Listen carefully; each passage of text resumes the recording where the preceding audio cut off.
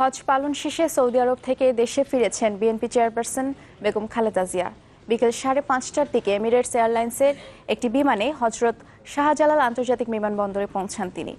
বিমানবন্দরে দলের সর্বস্তরের নেতাকর্মীরাই তাকে স্বাগত জানান। এ সময় বিএনপির মহাসচিব মির্জা ফখরুল ইসলাম আলমগীর সহ স্থায়ী কমিটির বেশ কয়েকজন সদস্য উপস্থিত ছিলেন। চলতি মাসের 7 তারিখ সৌদি বাদশার আমন্ত্রণে পবিত্র হজ পালনে যান বেগম জিয়া। লন্ডন থেকে তার সঙ্গে যোগ দেন বড় ছেলে ও বিএনপির senior vice chairman Tarique Rahman. সেখানে দুজনের মধ্যে দেশের সাম্প্রতিক রাজনৈতিক পরিস্থিতি আলোচনা হয়। পরে সাংবাদিকদের সঙ্গে কথা বলেন স্থায়ী কমিটির সদস্য মির্জা আব্বাস।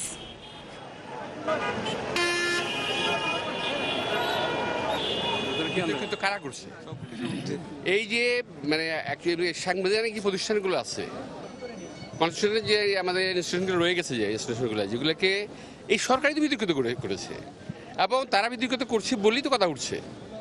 আমরা বরং অনুরোধ জানাবো এই প্রতিষ্ঠানগুলোকে নিষ্কলুষ রাখুন এবং দয়া করে বিতর্কিত করবেন না।